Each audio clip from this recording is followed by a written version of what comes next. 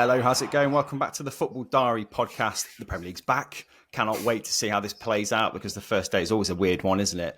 But results for both of our teams, United winning and Villa winning. So myself and Myles are all smiles today, thankfully. But there's a few games we want to pick through, starting off with, I think, Ipswich Town's reintroduction to the Premier League and how they fared against a new look, well, not so new look Liverpool side, but definitely a new manager in the dugout, which was weird to see. Also, Aston Villa, how did they get on in the Claret and Blue derby against West Ham? And what do Villa fans think of Jhon Duran now after his winner? Is he taking their apology? Is that it? Is that all done now? We will get Myles' opinion on that too. And all the rest of the Premier League action, of course, as much as we've got time for. But how are you feeling about the return of the Premier League, Myles? You feeling good? Yeah, it's great. I mean, it feels a bit early, doesn't it? I feel like it's not been long. I think because you have the Euros and then the Olympics, like straight into the Premier League. Some of the players didn't look ready for it. And I think as a fan base, maybe we weren't at times. It felt too soon in a way, but it's great, isn't it? It's always good to have It is good to be back. Yeah, I don't know, I disagreed when we first started seeing this Friday night game to kick off the season, but I was really excited come Friday night. We'll talk about United when we get there, but it was a bit of a disappointing opener, really, wasn't it? But one game in particular that wasn't disappointing for its hype and for its atmosphere was Portman Road when Ipswich played Liverpool. And I think that kind of atmosphere carried Ipswich for the first half, especially, didn't it, against their illustrious opponents. And they held their own really well. And it was a glimpse into, I think, Kieran McKenna's style and how he's going to try and adapt to the Premier League. And for an hour or so, they held firm against Liverpool, didn't they? Yeah, it was interesting because they played the first half more like they were in the Championship still in two ways. One, they knew how to play football and they were willing to kind of transition the ball quickly through their opponent, move the ball quite fluidly down the channels. But also, they were really physical in a way that we're kind of used to seeing the Championship. Like they were flying into tackles, defenders were winning duels wherever they could, and Liverpool kind of seemed a bit startled by them. And I think with this Liverpool side, once they get into a rhythm, they can tear you apart. But actually, they do sometimes feel like they've got a bit of a soft underbelly, like they don't have that steely defensive midfielder to kind of break play up. We know that their fullbacks are really good for going forward, but don't really like being caught on the back foot. And then they had Jarell Konsa in there as well, who looked a bit rattled at times as well, and obviously came off at half time. And Ipswich did really well at making themselves known to their opponents. And that's what you can ask for in the first day, particularly in a game like that, because you're never going to outplay Liverpool for 90 minutes as a newly promoted side. But they did at least make it a contest for a while. It's just a shame they couldn't keep that up. Yeah, I think they passed really well, didn't they? And they applied a lot of pressure and in the press. I thought that was admirable. I was wondering how they would transition to Premier League life after playing pretty consistently for the last 2 seasons in back-to-back promotions. And they were true to their principles for the most part, weren't they? I was really impressed with McKenna's directions to his team to keep that going. There was a couple of counters that nearly paid off as well. Amari Hutchinson, very unlucky to not score as well. I think they would have gone into half-time feeling a little bit disappointed. Now, that's a great way to start life back in the Premier League, isn't it? That kind of impetus must have done them pretty good. It definitely is. And it feels like it's only going to get better as well because their recruitment looks really strong as well. Like, they had a couple of new signings on the bench that they'd only brought in the last sort of day or two. They've got Championship's top scorer from last season waiting to come in. So when you're looking at trying to become more potent going forward, like Hutchinson, for example, that counter-attack you mentioned, it's excellent play from Delap and Hutchinson. But you just wanted him to go onto his right foot. And then I think it looks like it's almost a guaranteed goal. And instead he tries to check back too much. You need that clinical edge when you're in the Premier League, but you're not going to get as much time on the ball as he probably did in the Championship. So there's definite work to be done. But then you look at the likes of Calvin Phillips coming in as well. I think that's an excellent signing for them. We know what he can do at that sort of level. And when he was in the kind of fight with Leeds, he was brilliant for them and showed not just that kind of determination and grit, but a lot of technical ability. And I think he'll add a lot to this Ipswich midfield and a team that has got no Premier League experience at all in their squad, really. Like, Tuan Zabi is probably one of the most experienced players there. Like, and he was at both of our clubs, didn't really get a look in the Premier League that often, did it? No, and I think Kieran McKenna was saying after the game how he feels like it was kind of a downfall of the team in the second half, especially that when Liverpool were applying that period of dominance and the pressure was being applied, they just didn't really read the game as well as he'd like them to. And he felt like they should have just held firm better. I mean, that's going to be a learn for them at this stage of their development, isn't it? But that's what this is for Ipswich, isn't it? It's a stage of development. and a really stern one. And it's their next game, Manchester City as well, Ipswich. It is, yeah. So, if there's ever a test for a team, get those out of the way first. And there were encouraging signs. What did you feel encouraged by the most from Ipswich's performance, mate? In the first sort of 60 minutes, as you say, maybe a little less than that, particularly the first half, left back Davies, he was excellent and controlled Salah, actually, for the whole first half. And the problem is, when you've got a world-class winger like that running at you constantly, it's going to get tiring. And it looked like he did tire in that second half. But that's them getting used to what the Premier League really is. And he looked like an absolutely outstanding player. It was only when you sort of saw that drop-off. Even for the first goal, when Trent plays that ball in behind him, he tries to play him offside, he misses it, and then he looks too tired to track him as well. Yeah. But that's because the first half, they just put everything into it. And they'll find a balance of like what their engine is really capable of. But there's talent in that squad. He looked brilliant at times. Hutchinson, as you mentioned, we know what he's capable of. I think Delap played really well the first half as well. So, yeah, it's a good squad, actually. Better than I think I probably gave it credit for when I first looked at it. And that's what they'll need to try and stay up, isn't it? Absolutely, yeah. And a look at Liverpool as well. No changes to the Liverpool team from last season. It was a very familiar starting 11, but obviously that shining bold head in the dugout is a weird one. It's going to take some getting used to, isn't it, seeing Arne Slot in the Liverpool technical area. So what did you make of Slot ball after game one, if you could call it that? There were like subtle differences between his style and Klopp's, I would say, even though the team was pretty much the same. And the goals they scored were really well crafted as well, really high quality. Yeah. The first goal in particular, the curving ball forward from Trent, Salah knocking into Jota. Yeah, it was nicely made, wasn't it? And it feels like, although the pressure was building up, it did take a moment of quality like that to kind of break the deadlock. And they were patient in their build-up. And when it came, you kind of felt, yeah, they deserved that, really, didn't you? Yeah, and it's funny, though, because it felt like when they reverted back to type, that's when things were successful. Like when Trent had a bit more license to move into the midfield and move into central areas and kind of look for those balls in behind for Salah, that's when things started working for them. And even for, I think the second goal is Van Dijk that's playing that ball over the top. They're looking to go longer and activate their wingers, which we've seen Liverpool be so successful for like 10 years now, it feels like. So it's really good to see that they've kind of still got that in their locker. And there's a lot of talk about the lack of activity that Liverpool have done in the market, but they're still probably the third best squad in the league, even without anyone new. That if they want to kick on to that next level, I still think that there's a few things that need addressing. I think defensively, they need to work out the situation with Van Dijk and his contract and a long-term partner for him. If it's not Konate or if it's Kwanzaa or whoever they need it to be, they need to work out defensively where Trent fits into that system, and they need that holding midfielder just to solidify. Because if you look at Arsenal now, they've built such a solid defensive base that they will do very well for the length of a season. Whereas Liverpool will face teams, with no disrespect to them, much, much more threatening than Ipswich this year, and will need to prove that they can continue to shut it out and not rely too heavily on Alisson. Fascinating game, really, to start with, because unknown, really, for both teams, but some Liverpool familiarities there and a real learn for Ipswich as well. Moving into another couple of teams, actually, where we've got a few learns from this first game too, and a few familiar faces doing the business as well, is West Ham against Aston Villa. Now, the Claret and Blue derby, the Basque manager derby, whatever you want to call it, it was Julian Lopetegui's first time at Premier League football in the London Stadium. And there were, again, glimpses of a new manager's effect on the team, and Villa coming back into it with Jhon Duran, of all people, at the London Stadium, scoring the winner. Now, before we talk about Duran and his celebration and how Villa fans are going to be receiving that, obviously Onana scoring the early goal was fantastic for him and for the team to settle the nerves a little bit. Obviously, Ian Maatsen had an impact when he came on too. How are you feeling after match day one, seeing your team out there, mate? Absolutely buzzing, I'll be honest, because I think 2-1 flattered West Ham as a scoreline. They were excellent, Villa. In the first half, they could have been 4 up at one point. They were so good. Like Bailey gets through and hits the post narrowly. McGinn misses one that on another day probably puts on target. Duran has another chance in the second half where if he'd put the ball across to Ramsey, they'd have gone and doubled their lead at that point as well. And they looked really threatening and had more in the tank. Like I looked at that Villa bench today, and if you can compare it to the bench at the end of last season, my word, like it's stacked.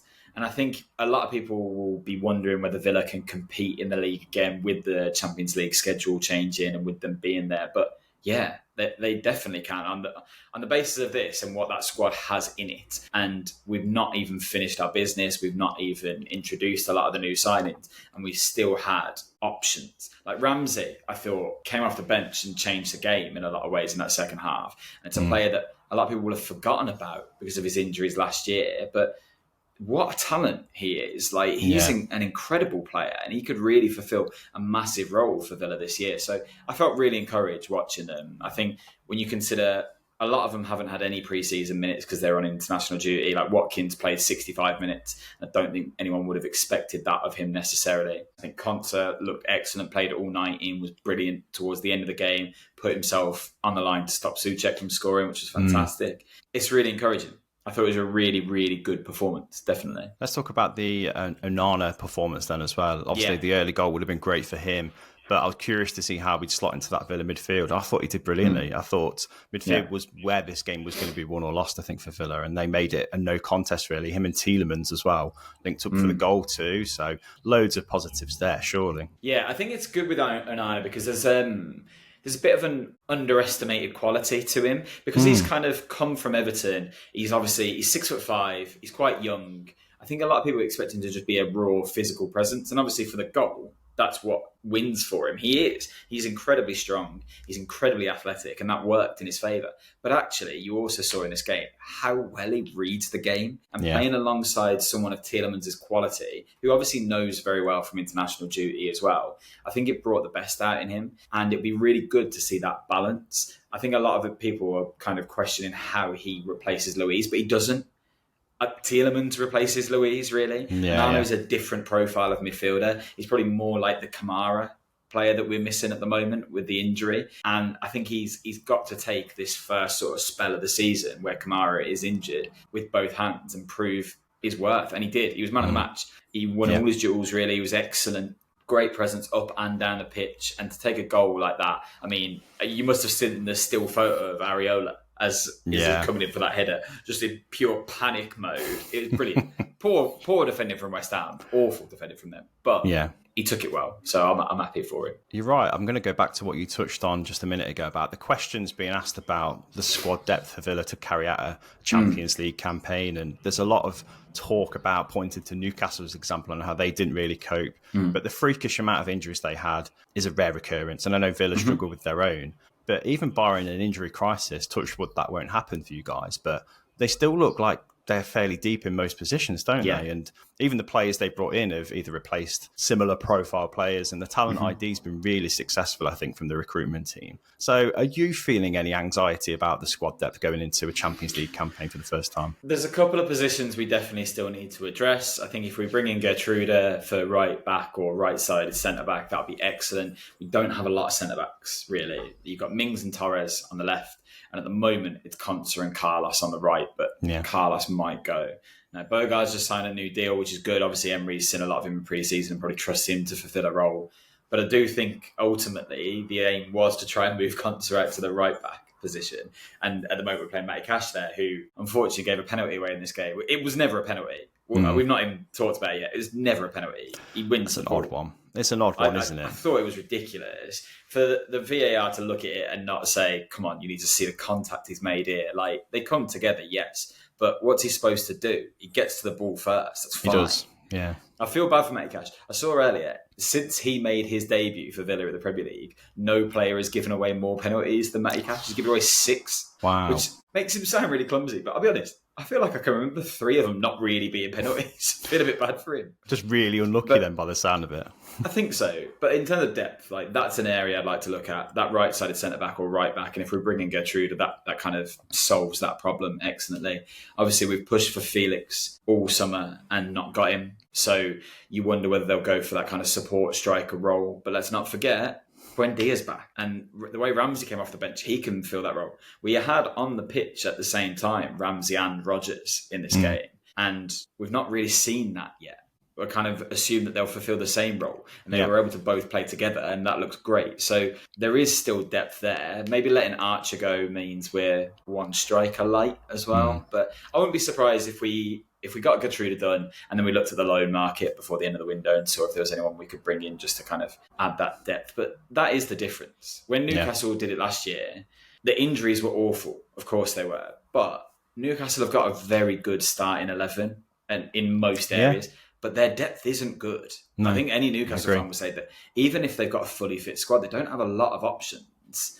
And Villa, I think, is the opposite. I think they do. Like, we've got a lot of like for likes, which is good. That's what you need. And Emery knows how to manage that situation better than anyone, better than Eddie Howe has ever had to, obviously. So very true. I don't think they're comparable. Yeah, pretty optimistic then overall. And before we talk about West Ham and what we noticed from them in their first game under Julian Lopetegui, let's talk about the striker that scored the winning goal, who's Villa's new number 9 for the season as well. It's an awful lot of faith being shown in Jhon Duran, isn't there, by Unai Emery, and paid off in this game. But who'd have thought that after the way the summer has gone and how close he was to moving to West Ham of all teams as well? This felt written in the stars in some ways. What do you make of his celebration, first of all? And is all forgiven for Jhon Duran now? It will be 5 minutes before he does something else stupid, I'll be honest. He's a character. He's got a lot about him. I think, obviously, last season there was the whole debacle over him trying to get the move to Chelsea, like hugging Pochettino at Villa Park, liking everything on Chelsea's social media. That didn't go down well.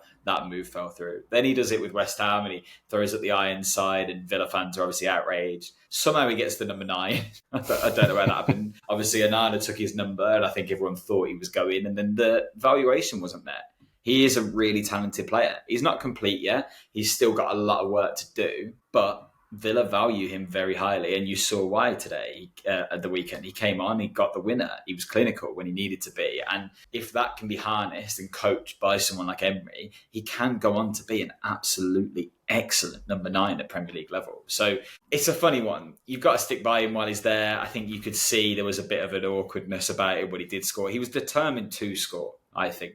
Like, he hit the side net in a bit earlier on when he probably should have passed, and I think it was genuinely because he was so desperate to do something in this game in particular after the whole antics. The only funny thing about the celebration was he did the whole I'm staying, but we were at West Ham's ground, not at home, so that didn't look great, did it? But no, I think you've got to move on. He's a young lad. He's made a mistake. He's far from home. He's moved to England, 18 months ago. He's still not fluent in the language, really, and he's ambitious. He's very, very confident, and sometimes he's going to shoot himself in the foot with that. But if we can harness that, we've got a great player on it. Yeah, it's a mentality of kind of passion and determination to succeed that you want to see, I guess. It's just harnessing it, isn't it? But you say he's got ambition, but going to West Ham, does that seem like ambition, do you think? What did you make of West Ham? Are they a team that are on the up? And did you see much from them to make you think that maybe there's an evolution from the David Moyes era? Not yet. This was the best time to play West Ham, though, if we're honest. 100%, we couldn't have picked a better time to play them because they only had 2 of their new signings in, and I think Rodriguez in midfield really struggled. He really, really struggled. We're yet to see. When Somerville came on, though, he looked threatening, and if we'd had him all game, then that would have been something else for Villa to think about. So I definitely still think there's things to be positive about for West Ham. I will say, obviously, when we did our predictions, I talked West Ham up quite a lot because I do really like their business. I think they've done really well. But it does give you a bit of a flashback, actually. When you think about the players that they've signed Somerville. Is he the new Ben Rama? Because they've done that before. They've signed Fulkrug, very similar sort of profile to Haller, who came in that same summer. Like, we have seen West Ham do this sort of high level of business. New manager, when they brought Pellegrini in, they brought in a highly rated manager. Very true. A few players have really similar profiles to what they've done this year, and it didn't work. It's just whether we think this is a level above that. And I do think Lopetegui is. I think he's an excellent manager. And I think given time with this squad, he can do something good with West Ham. It was just first day of the season. No one looked ready for it, to be honest. No, I think there's still that danger, I think, when there's a team that buys quite a few players in a short space of time where you always do sort of question, is there going to be a disruption to cohesion? Is there going to be a bedding in period of a team style? And I think there will be initially, but there's enough quality, I think, for them to pull off moments of individual brilliance until then. I think there'll be teams much worse than West Ham where they can take advantage of that. But until they do sort of bed in, it will be a bit of a transition for everybody in the squad, won't it? And even someone like Fulkrug, I said he'd be a natural in the Premier League, but he's going to have a period of bedding in too. And I think when it catches fire, I think West Ham could be good. You predicted that yourself. You said they'd finish in the top 6. Did you say 5th for your prediction or 6th? Yeah, so high hopes, I think, for a lot of fans. And I don't think West Ham fans would be too downbeat by having a defeat on the opening day to a very established Aston Villa team. There's no shame in that. Another team that's really well established, I think, is Brighton now. Even though they've had a managerial change, they absolutely thumped Everton, and Everton fans will be really worried about the performance, despite obviously Ashley Young's sending off not helping. But Fabian Hurzeler, his first game in charge, 31 years old, that everyone keeps banging on about. He's younger than the Premier League, is what Match of the Day kept saying. But Brighton still continue to play some of the brilliant football we kind of become known for. And Karen Matoma played brilliantly as well. 3-0 was not a flattering scoreline for them, even with the sanding off factored in, was it? No, I think it was good to see that they had that fluid style still, because we know that Brighton, under De Zerbi, really built up an attacking profile. We were used to them being really solid under Potter and then kicking on to the next level, and they made Everton pay for mistakes. Actually, it could have been really different this game. The first half, Everton played really well at times, and they looked really sharp going forward. They had some really good chances, but Brighton were able to just pull them apart on the counter. Like Matoma, that his goal, he starts in his own box and all the way up the pitch, that quick transition. Like, they looked really, really threatening, actually. And Everton definitely helped them out with some defensive howlers. Like you mentioned, Ashley Young being sent off, that was really poor. The amount of space that Danny Welbeck had to score his goal, like, Everton have got to sort that out quickly, because they did very well defensively last year, and you expect the Sean Dyche team to be really strong defensively. Brighton, I thought they were superb, and it's nice to see that even with a manager who's only a year older than me, which makes me feel sick, they're ready for this season, clearly. That's what it seems like anyway. Yeah, I mean, a brand of football that you hope to see from Brighton now. And I think that's another team that's got a really good talent ID, not just for players, but for coaches as well. They've always seemed to have found a good fit culturally. And this seems like it's going to continue, doesn't it? And I don't know where I'd put Brighton finishing this season. They're a great team on their day, and I think they'll continue to be great. I don't think there's been enough changes for them to make me think that they're going to be, adapting like we said about West Ham. So I think there'll be the continuity factor there. But there's so much competition around mid-table in the Premier League. Where would you pinpoint Brighton? Do you think they could make a push for Europe? I know, obviously, game one, I don't want to get too carried away, but do you think they've got a squad that's capable of pushing again for those heights? To be honest, not to put a dampener on it, no. No. I think there are too many better squads. If you think that we're talking about last year's top 4 and then Tottenham, Chelsea, United, Newcastle, West Ham, that's 9 teams that you expect to be fighting for 6 or 7 European places. So Brighton getting into that would be something very impressive. And that's not thinking about clubs like Palace and Fulham, who also look like they're on the up. Those sort of 3 might just suffer a little bit from the fact that the rest of the league is just spent a bit more, kicked on a bit more. But if Brighton finish comfortably mid-table this year in the first season under a new manager, when they've lost some really key players, like Pascal Gross is a huge loss, really. It is a transition for them, and that's a good season, I think. If they can get 10th this season, I don't think many Brighton fans will be upset by it. No, true. I think because they've had a taste of European football, I think they might have ambitions to get there eventually.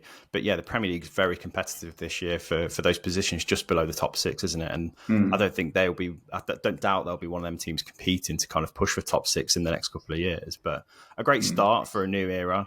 But Everton, let's just talk about their performance. I mean, the alarm bells for me are kind of ringing when you see Ashley Young in the starting lineup still. Yeah.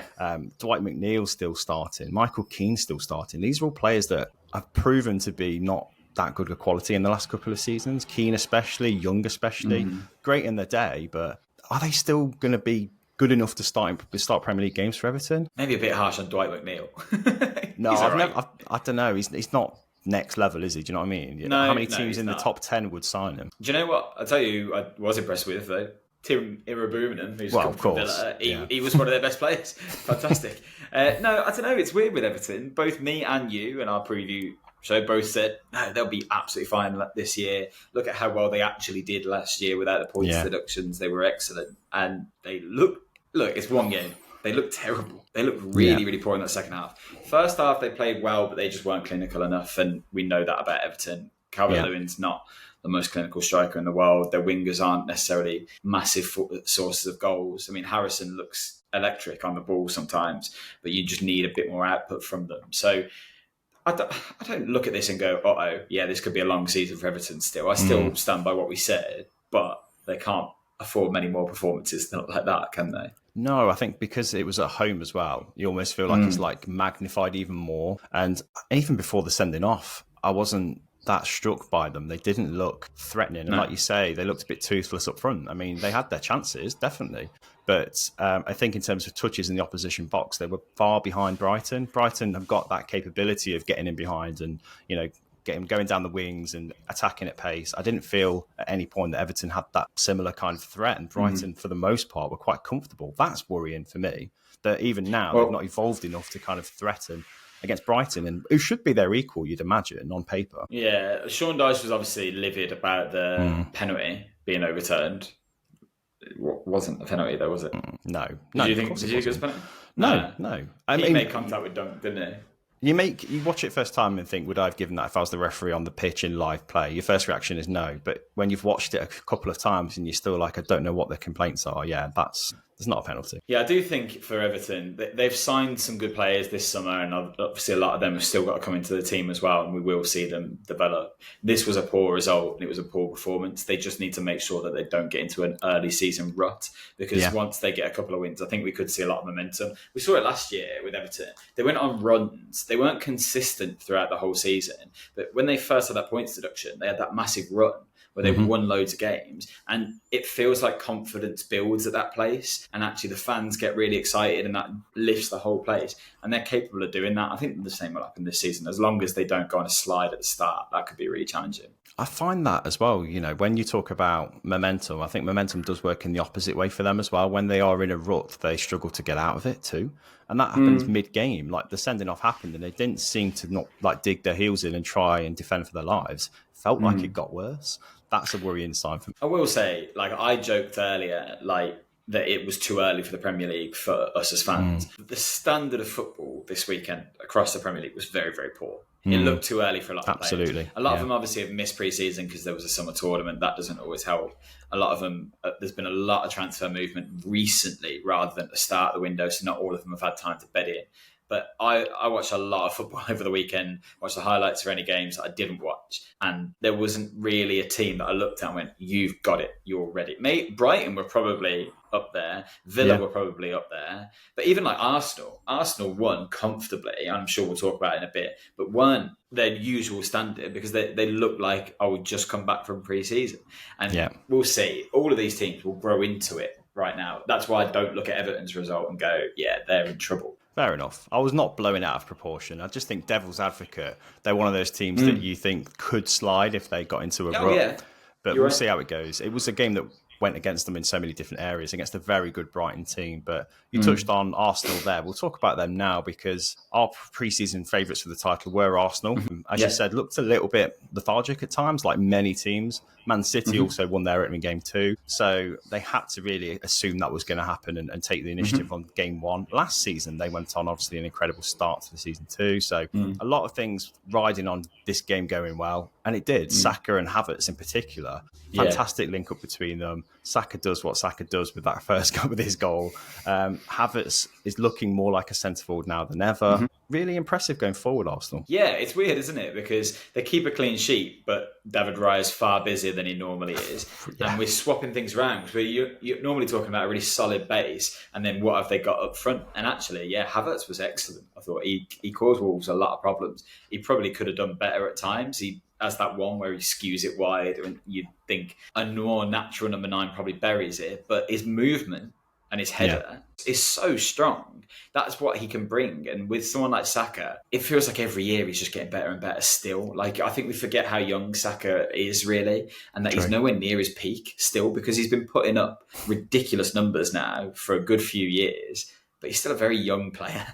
And the heights he could reach as an individual player, You might have potential Premier League player of the season written there. And the fact that he started with such momentum and he was at the Euros playing every minute, it's impressive, isn't it? He's a superb player to watch. I mean, it's just raw technique. Like his muscle memory for that goal as well is he did it for England too, didn't he? In the summer, Yeah. it's just what he's perfected. And I think there is no team that Bukayo Saka wouldn't get in world football. Oh, no. He'd get in any single team, including European champions as well, Real Madrid, and make them better. And that's such an asset for Arsenal to have, because there's not really anyone in Man City's team that comes close to Saka either, because of his age, because of his profile and what he brings to that team. I think he's by far their key player. So to see him start the season strongly is encouraging for Arsenal too. But any concerns for them? He talked about lethargic sort of plays sometimes, and some of the players looking a little bit tired, a little bit short. That was true across the whole Premier League, definitely. But is there any concerns for Arsenal? Any particular players that look worse? I don't think you can call it a concern. Thomas Partey didn't look up to it to me. And he's had so many injury problems. They're looking at bringing Mikel Merino in, who would probably take his place anyway, and he'll probably move on. But he was one for me that I thought he looked a bit leggy. He gave the ball away a few too many times. Even Saliba had a mistake in him at one point that Wolves really should have punished, and David Raya bailed him out. But it's one of those ones, isn't it, where as long as you get the 3 points early, even when you're not really ready for the league, then fine. Doesn't matter. That's a really encouraging sign for Arsenal, because we've seen this side struggle on opening day fixtures before because of that exact reason. And they did it here, but still won quite convincingly, really. Like, there was a period in the second half where Wolves maybe posed a bit of a threat, but never anything that you thought, this is really worrying. Well, I don't know. David Raya had to make that incredible save, didn't he? And it was excellent, that's a turning point for some games. Like if that goes in and he doesn't make that save and those reflexes don't happen, then you're looking at potentially only getting a point out of the game. Who knows? That could have changed the game. But Arsenal are off to an absolute flyer, and good to see Jurrien Timber back on the pitch as well. It's been a long time coming, hasn't it? He's one of them players I think could really bolster their squad depth too. Yeah, absolutely. And are we going to talk about the weirdness from that game? If we must, because it was so weird, wasn't it? I think, talk us through the first incident, first of all, because you must have seen this on the highlights if you're watching this, but a couple of bizarre flashpoints. So obviously this weekend we saw the ridiculous red card for Fabian Schär, which, all right, by the letter of the law, it's a red card. Yeah, but it's petty. It's not violent conduct in any way, shape or form. Yet in this game, Mosquera manages to pin Havertz to the floor by his neck and completely get away with it. That was bizarre to me. They kind of have this tangle. Havertz kind of pulls on him as he's falling down. And it's not like he lands on him for balance or anything. He's already coming down and then lowers his hand to his neck. With keeps it there. Proper force. Yeah. Like it wasn't like a light grab while they stood up. He holds him down. How he got away with that, I'll never know. And then later in the game, Jesus is bent over the ball and he goes round and basically sexually assaults him. And I can't That's really weird. I mean, seeing that on the replay as well is just gross. It's just disgusting for a start. But I know some people will laugh it off and say, well, that's exactly what Vinnie Jones did to Gaza back in the day and, grabbed him by the nuts in that famous photo. But that is a violation, isn't it? That's weird. I don't know how he's even on the pitch, to be fair. Even for the throat grab, that's something that VAR should go back to and go, that is violent conduct. That is so much worse than anything we saw from Fabian Schär, wasn't it? It's weird because, once again, things that happen in football aren't really thought about in normal terms. Like in any other work environment, someone does that to you. There's criminal proceedings on it. Jesus looks so uncomfortable, obviously. Bizarre. We talk about, it's quite funny in football when you've got these characters that kind of try and get an edge on their opponent and wind them up and things. And that's very true. This isn't that, though. That was way too far. It was wildly inappropriate. But weirdly, it must have been thought about. It was premeditated. Yeah. You don't just suddenly decide to do that. He's probably thought, when there's an opportunity, I'm going to wind a player up this way or that way. It must be something in his kind of locker to think, I'm going to do that, which is even weirder. He wasn't just walking past him. He leant round him. It was awful. Yeah, dreadful. So I'll be honest, I hope he gets a suspension for it. We'll see. Yeah, well, if the Premier League have got anything about them, they'll go back and check that, because it's made the news rightly. And if there's no action from that retrospectively, I'd be very surprised. But very unsavoury for the Premier League, that's for sure. But another unsavoury situation was Danilo's injury, Nottingham Forest's draw against Bournemouth. And we've talked about Danilo in glowing terms and high hopes for Forest as well. I think it's probably a chance for them to actually try and hit mid-table and not be in any relegation danger this season because of how good their squad has become, how settled they could be. So to see a player of Danilo's quality injured in such a horrific way is so gutting, isn't it? It is. It really is. This whole weekend was terrible for Forest. Yeah. If I'm honest, this made me think they're going down. I know it's mad to say that after a week, but I think if you put Forest's 38 fixtures in order of how difficult they are, that's how you work out these are the games we have to get 3 points in. How many games this season will be harder for Forest than Bournemouth at home? You've got the home advantage, and they're a team that are probably in that sort of area. Plus, they've just lost one of their key players. So realistically, your easiest fixtures are your home games against the newly promoted sides and the ones that are going to be in the relegation picture. This was one that you look at and you think, we need 3 points here. Yeah. I know that it's the first week of the season, so you think, we can make the points up later on. But it doesn't really work like that. That game's played now. They're not going to get that fixture again. They will have to play Man City, Arsenal, United, anyone. This was one that they should have earmarked as we have to win this. So coming away with a draw, with a late equaliser, that's really damaging. Plus an injury to a really key player. Like Danilo, I think we saw last season flashes of what he was going to bring to this Forest team. Yeah. And having had a full season there, him and Sangare in midfield could really click. And that could be a really interesting pairing. And now immediately he's gone. That's a real problem for them. The injury obviously is going to have a bit of an impact, and you could see the players reacting in a really horrified way after seeing the state of his leg. But I think for me, the lateness of the goal from Semenyo, wasn't it, was again psychologically a big blow, and showed kind of how flimsy Forest are psychologically as well, because they struggled from set pieces last season. This was just a fluffed clearance, wasn't it, which is even harder to swallow in some ways. Yeah, and there could have been more as well. That was the other thing. It just felt like they weren't ready for this game at all, and I think it could be a long season for Forest fans, unfortunately. Like we're really grateful. We get quite a lot of interaction with Forest fans. We get to talk to them quite a lot, and they go through waves of real positivity because they've got some really good players in that squad. They've got some really good attacking talent. Absolutely. But it feels like they just keep getting the managerial decisions wrong, and bringing in Nuno now, he's not the guy. It won't be long before he's gone, if we're honest. Really? Do you think so? I know we reached out to a few Forest fans last season at the end saying, look, you've escaped relegation, things are looking up, how are you feeling about Nuno? And the feeling generally was quite indifferent. And I think that is because there's not really a style of play that's translated in a positive way on the pitch. You don't see Forest playing to their full attacking potential, and also conceding soft goals has become a bit of a hallmark of theirs. That's disappointing too. I don't see them being in relegation trouble necessarily. What do you think about Bournemouth, though? Can you see them struggling, obviously, without Solanke? Yeah, definitely. Really? I think there's a lot of holes in that squad still, but I think they'll probably still be active in the market. Obviously, they brought in Evan Nilsson. We'll see how he adapts to the Premier League. They're looking at a goalkeeper replacement. Neto obviously didn't cover himself in glory for Forest's goal either, which without worry Bournemouth fans early. The difference for them is Iraola's a really good coach, but do they hold on to him for the whole season? If things are going badly for Bournemouth and then a bigger club comes in, do they maybe lose him, and then who knows? But I think there are worse teams in the league than Bournemouth right now. And sometimes that's all you need when you're trying to build a kind of stable foundation for extended success in the Premier League. So we'll see. Yeah. Another game I'm going to finish on is United. Obviously, Joshua Zirkzee got his goal on his debut, came on as a substitute. It's a really uninspiring game for anyone, for a neutral, but as a Man United fan as well.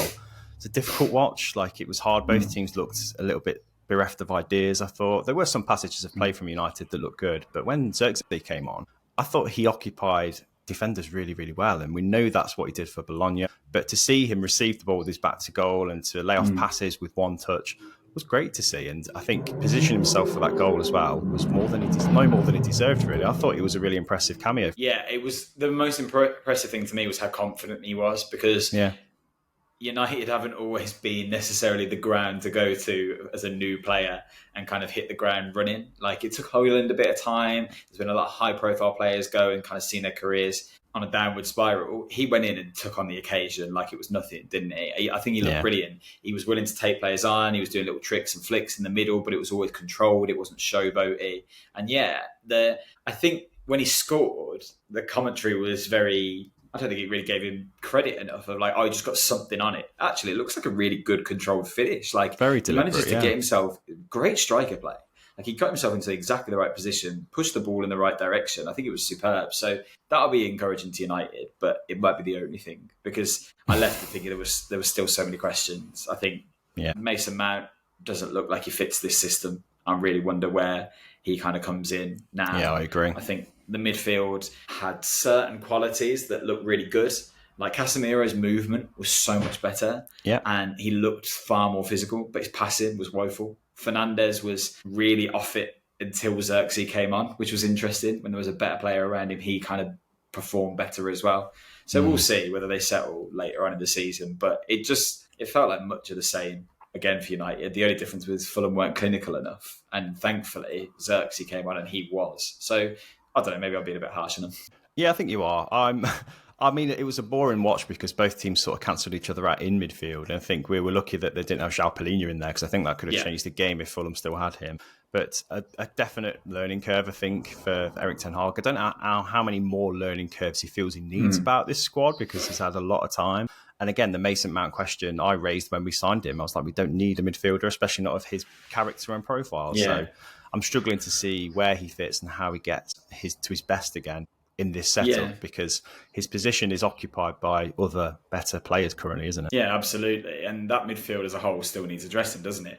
The Ugarte deal's still not happened. There are other players that are on the market now that I wonder if you might look at. Like Goretzka's available. That would be a perfect sort of profile for Man United right now. I think they need to do something there, because Fulham got through their midfield way too easily. United have more numbers in midfield, and Fulham still played through them way too easily. And if they'd had more clinical forwards, a bit like we said about Liverpool, that could have been a really different result. Like Traore, for example, we know he's so threatening when he drives forward, but he's not really going to do much at the end of it. Herrera is normally so excellent. He was really off it, and his final ball let him down more than once. And United got away with one there a little bit, I think. Maguire was good, though. Yeah. Which is encouraging. It was. Really good to see him playing well. And De Ligt's coming on as well. Nice to see that we have got centre-back in a better place. It's just that midfield still. Same old questions. Good debut for Mazraoui as well, actually. Oh, yeah. Going forward, he looked really good. Yeah, happy with that. But to finish the pod, just a couple more teams I'm going to say as a cameo at the end of the pod, really, and that's Chelsea and Man City, which is normally top of the bill. But I felt like we didn't learn anything about either team from this. Like with Chelsea, it was quite a disjointed kind of group of individuals, basically. We've had the statement from Raheem Sterling this week as well, basically almost threatening the club to clarify how much game time he's going to have, because to not appear in the squad was a surprise to him. I'm not sure why he thinks that with 45 players or something there to all saying the same. And I think all of them have got a right to sort of feel as aggrieved as him. I don't know why he's any different. But Chelsea, flattered to deceive, and Man City were quite clinical and comfortable, really, weren't they? I think Sterling can be a bit different, by the way. Do you think so? I think he's probably their best winger.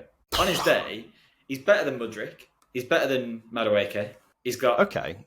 Yeah, he's probably got a right to feel aggrieved, but I think there's so many players in that Chelsea squad that will feel that they have got a right to feel as aggrieved as him. Yeah. Surely. Yeah. And that's the problem. Well, probably. I don't think that's not Sterling's problem, though. That's Chelsea's problem. That's because they've signed 50... They've got 50 players in their squad. It's the statement that kind of makes me feel like that's a bit strange. It didn't come from him directly either. It's representatives of him that came out with it. That was odd. I hardly think more of this needs to happen at Chelsea. From players like Sterling, maybe, because he came in early. There's been a lot brought in since he was there, and that's only been 2 years, really. Like it's bizarre. If you look at the way Chelsea are treating players right now, particularly academy players, they made Gallagher train with the reserves because they were desperate to ship him off. They've not even brought Lukaku back. They're trying to get rid of Chalobah. Like they are just really quickly turning their back on a lot of the players that have helped them kind of build things up. And Sterling's an excellent player. The only reason they've done this is because they're unhappy with themselves for giving them a massive contract. So they've dug themselves a hole. You're always going to have to deal with this as a club. If you sign this many players, you're going to have players that aren't happy, and it's going to become a spectacle. And I'm kind of glad that it is. And Chelsea deserve everything that comes to them. In the same breath that they're leaving Sterling now, they're giving Enzo Fernandez the captain's armband. That's another talking point, really. Like, they've basically rewarded him with an elevated role in the team. And it's a team where there are several players who can play his position too. Absolutely. Hasn't covered himself in glory this summer as a person, as an individual. So, I mean, Chelsea don't scream of moral compass right now, do they? No, and even on the pitch, Fernandes has not been good for a long time. When he was out of the side and they played Caicedo and Gallagher, they looked so much better. I agree. And Kovacic, I'm so glad he scored because he walked through their midfield. Yeah. And you think of how quickly Chelsea moved him on, gave him to Man City, which is very odd, spent 200 million replacing him, and then he walked through it and scored. It's fantastic. We didn't learn a lot from this, you're right. City were good, Chelsea didn't look like a team, and they're playing Palmer and Nkunku basically out of position. Jackson's still nowhere near good enough, and they've signed all these players and they've never got a good striker in. That's ridiculous. And they've got very unhappy players on the sideline. So yeah, you're right. What's the point in that game, really? And Enzo Maresca as well was asked about the Sterling statement as well. It was really awkward to hear him respond because he said all he could say, which was, well, we've got this many players and we have to make technical decisions, I think he called it. So that makes it feel even more like these players aren't people. Like it's just a commodity the club has accumulated. And it's like, yes, you can have a turn, but that person needs a turn as well. It's really crass watching Chelsea operate right now, isn't it? It's like when I was younger and I'd first started playing Football Manager and you just sign all the exciting wingers. And then after 2 weeks, one of them gets annoyed at you because you've not played him for a while. And you have to his morale's dropped. I've got to put him in the team and swap him. It's ridiculous. This is an actual football club with recent success that should be looking to kick on, and they've just got no strategy. They've got Chukwuemeka, who they put on 115 grand a week, now asking why he's not getting any game time. They're a mess, and City did well to pull them apart, really, when they needed to. City looked like they better got out of second gear, and it was never a struggle, was it, if we're honest? I've never found myself rooting for City ever, but this is the only time where I was like, the lesser of two evils would be seeing City beat Chelsea and put them in their place a little bit. Even seeing Erling Haaland get the better of Cucurella as well. Oh, that was fantastic. Yeah, I don't like Haaland really at the best of times, but he was absolutely justified in just swatting him away and treating him like that, wasn't he? I think Haaland's really likeable, I actually really like him. I think, I can see how you think that, but I think I hate that he's at City. Yeah, that's the thing. If he was on your team, you'd be like, yeah, that's a nice little shit house to have in my team. But he's a unit, isn't he? Yeah, he's good. The fact that he pushed Cucurella off for the goal is superb. Yeah, no, City win. And I think, sets the tone for any doubt that anyone had over City's ability to kind of still compete at a good level, with questions over Guardiola's future as well. I don't think they'll be deteriorating necessarily, definitely not to the extent that some people are saying. I still think City would be right up there to the very end, don't you? Question for you, Mike. Who was the last team to beat Man City in the league? I have no idea. It was Unai Emery's Aston Villa. Thank you very much. Was it really? When was that exactly? Last year. It's crazy. It's been a wild run for City, hasn't it? That they've not really come up against much adversity, apart from the FA Cup final too. I'll have to drop that in there as well for balance. Right, I think we've exhausted this opening weekend of Premier League fixtures. I think we've done well to get through so many games, to be fair, Myles, and talk about most of the flashpoints that have happened. It's funny because it's so exciting when the Premier League comes back. Like, we've not talked about the ridiculous decision for Eze's free kick to be disallowed, and the fact that Brentford actually beat Palace. No one saw that come in. Not talked about much about the weird Newcastle-Southampton game with the annoying red card where Southampton actually played quite well, and we've still got a game to go. That's what you want for the Premier League. Yeah, well, we'll condense it down and try and summarise it as much as we can week on week. But as you can tell, we're really excited to get the Premier League back. Yeah. Hopefully you are too. Please do hit like and subscribe on our YouTube channel just to keep our growth going. Many of you might notice that I'm wearing a Man United shirt today, the new one. Yep, DH Gate special. You might see my video on that too. I'm wearing a 100% fake Man United shirt, and who cares? Well, you guys don't, clearly, from the comments you're making on that video. So, good to have football back. Good to see you, Myles.